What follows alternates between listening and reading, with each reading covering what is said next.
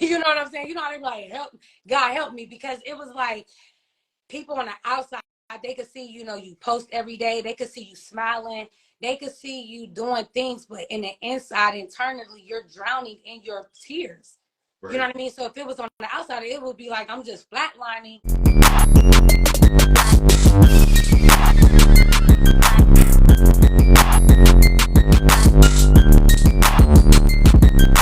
Kristen Biggs, self-published author, real estate investor, a widow, and a mom of an angel. Oh, the connection. All right, here we go. I don't know what happened. I don't. It's good. It's good. But you can finish what you were saying. Oh, okay. So I don't know what they heard, but I'm Kristen Biggs, and I'm a self-published author, youth advocate, real estate investor, a widow, and a mom of an angel, and a mom of a 5-year-old. Okay. Just a little about me. Wow, you got a lot going on. You pretty much do it all. Nah, you do a lot. But so we could get started.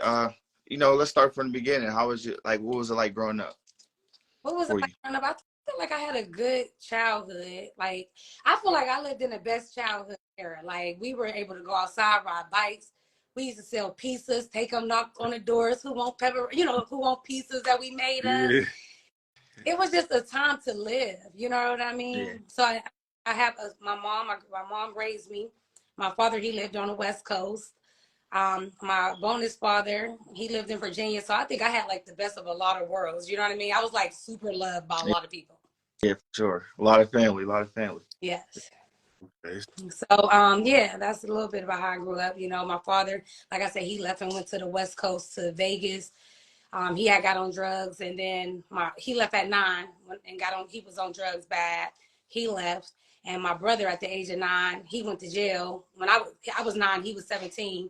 So he went to jail for 33 to life. He's still in there right now. So my two main men kind of like dipped off on me. Yeah. The two main men leaving like that, how did that influence you as a woman like today? Like, what was some of the things you had to go through as a woman? Well, I think that by me growing up, like I said, I was raised by my mom. And like I said, I had my two dads and my brother's father. But I feel like I was like always the protector. Like, you know what I mean? Like, how you have big brothers? Like, I was like the person I was the protector. Like, I'm like, wait, what's going on, y'all? Like, what we got to do? And sure. I felt like as I've gotten older and started breaking things down, I think by me not having like my biological father, and then even with my brother being gone, it made me kind of like, I feel like I was always like, I had my own back in a sense. Like my mom, she like so sweet. I'm like, somebody said, what, mom? She like, no, you know what I mean? I'm like, but I felt like, and then I had a younger brother on my mom's side, and we were like 9 years apart. So I was his protector. Like, wait, who said something to you? Like, I was always everybody's protector a little bit. So I kind of feel like that could have possibly came from, the lack of like my biological father and then my brother dipping off, because I grew up with him for like 7 years. Well, 9 years. So what you think you learned for them in that little time, though? Oh, I mean, my father loved me, and I still have my father in my life, but, I would go see him. But like my brother, like I always looked up to my brother growing up, like for them years. Like I want to go see Chris. I'm going with my brother. You know what I mean? And my dad, so he was like, he was a good dad, even though, he had his trials in his life, but he would give me the world if he had it. He like loved me, like, you know what I mean? So I still experienced a love from two men. And my bonus father, like, so I never even felt like I didn't have a dad at any time, because I always had my other dad too. Right. Your businesses and everything. What did you first get started? Actually, I got started in 2012. Well, when I was 18, I had my like this little toy company. I used to like go to houses and do like Spice of Life parties. Okay.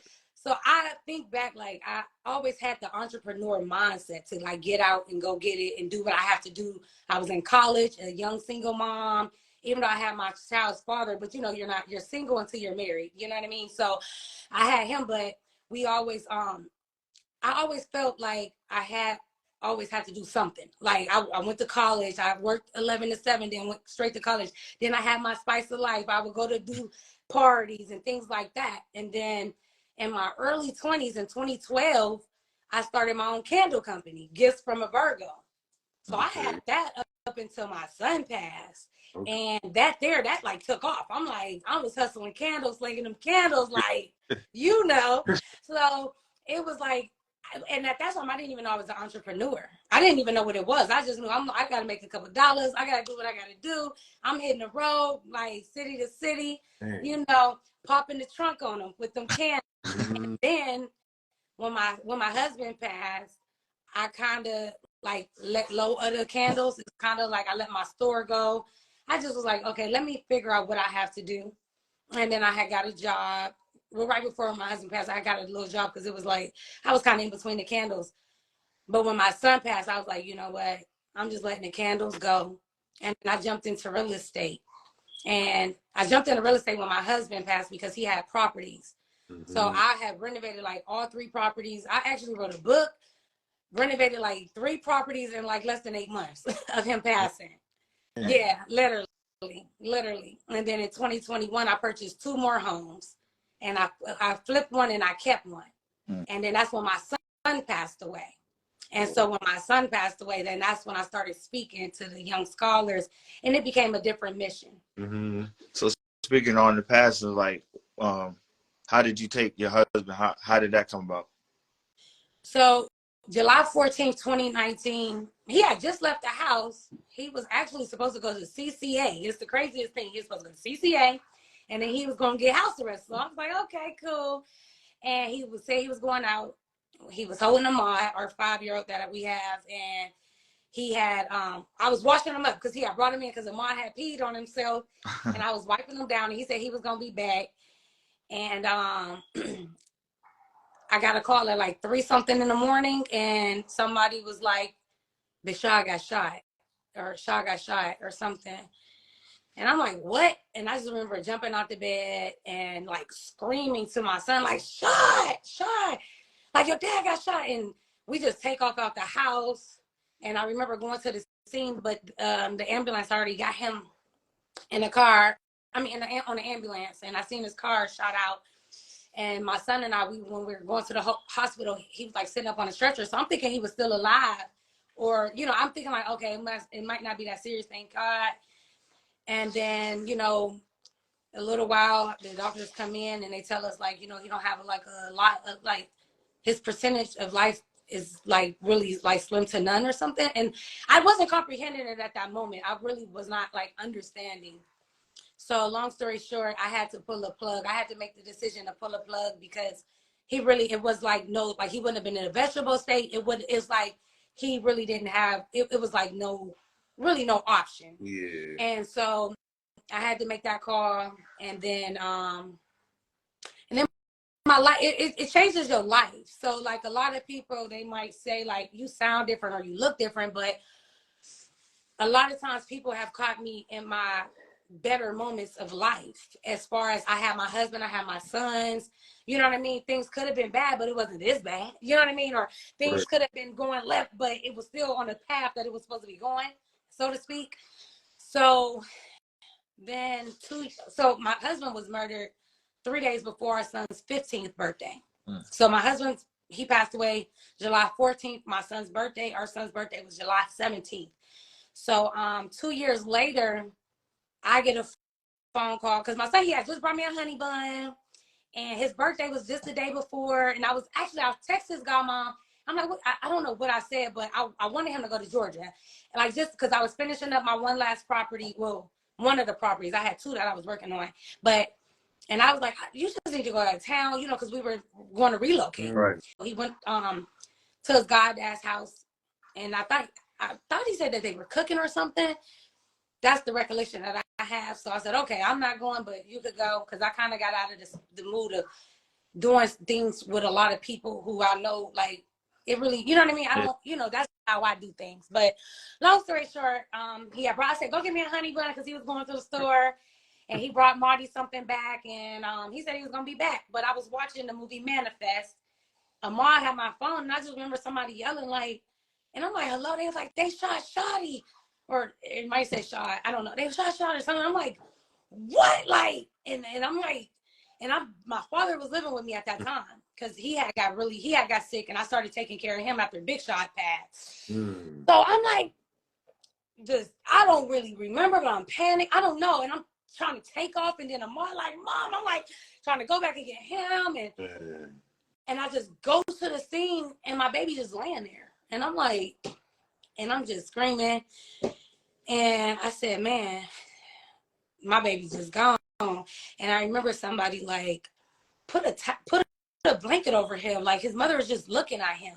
Right. Yeah. And I'm like, I mean, at that point, and I'm trying to go over to him, and the police like, you can't, like, and it's like my baby just laying there, and I'm just like, just sitting there at that point, like just kneel down, just looking like, what, just like, how, you know what I mean?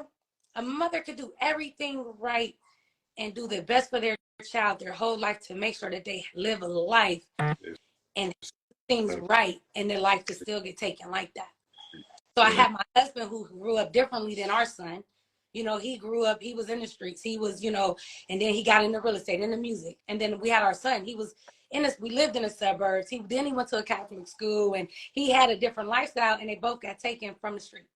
So after those situations, did you start like questioning life? Did you like think like, how did you move about the situation? So when my husband passed, I said, man, I was like kind of angry at God, like, man, dang, we have a baby. I wait 13 years, we get married. And I'm like, this is not right. Like, life is not fair, And so then I started reading scriptures. Like, I would cry out to God. I was like, like, God, help me. Because it's like, wow, like, this is somebody who I knew my whole life. No matter what we went through, no matter what, like, that was my family. You know what I mean? It was like, I knew him since I was 12 years old. And we had 2 kids together. You know what I mean? So it was like, my life was taken from me. And I'm like, God, like, and my oldest son, I'm like, okay, I want him to rise above this. And he like, Mom, it hurt me when I see you like this. You know what I mean? I'm like, man, it hurt me when I see you like this. So me and him, we're both fighting to keep each other elevated and keep each other smiling. And he like, I'm doing this for you, Mom. And I'm like, oh, I'm doing this for you. Like, we got to get through this. Yeah. And, we both like, trying to figure it out. And that's when I wrote a book, because I was like writing a lot, like writing. And I wrote that book, Release and Unleash Through Grief, because I said, one, I'm not the only person. I know I'm not the only person who's a widow or a widower who has lost somebody, who has lost their spouse. Yeah. And I want to know, like, this is what I had to do. I had to regain my self-love, my self-confidence, my self-esteem, and be a different mother, because now my children does not have their father. So not that I'm not, because I can never be a father. So when people are like, oh, it's Father's Day, you take it, like, no, I'm a mother. I leave the fathers to the fathers, but I had to do things differently, because now I'm the sole parent in the household. And I want kids to elevate and grow and know that trials is going to happen. So I wrote that book because I'm like, okay, this is what I'm doing.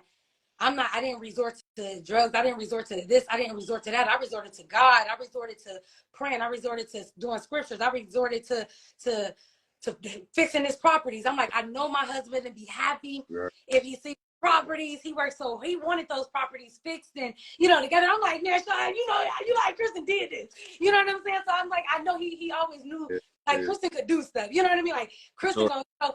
So I took pride in the things that I could accomplish, even in my trial and season.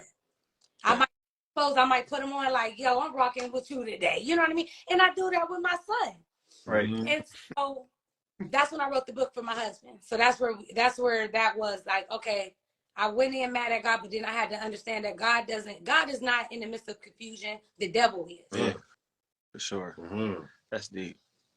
That's deep. Mm-hmm. I don't got that else, so I don't want to hold time up, but we appreciate you for coming on. Sure. No, I appreciate y'all for having me. I thank y'all for thinking of me. Yeah. Reach out for bookings or my book set, or anything, is releaseandunleash.org.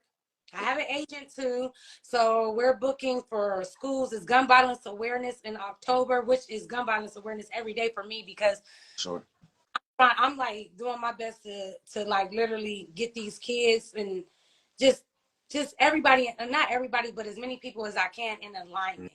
Like I said, I tell these kids, give your parents hugs. I can't give my 17-year-old a hug no more. Right. You know what I mean? And he came up to me and he said, Miss Kristen, I'm gonna go give my dad a hug. And that just warmed my heart because I'm like, these kids, they want love. They want to get hugs. And I'm like, and I tell these kids, even if y'all don't get it at home, give the hugs, because then it'll be reciprocated, because then the parents will see like, dang, this is what these kids want.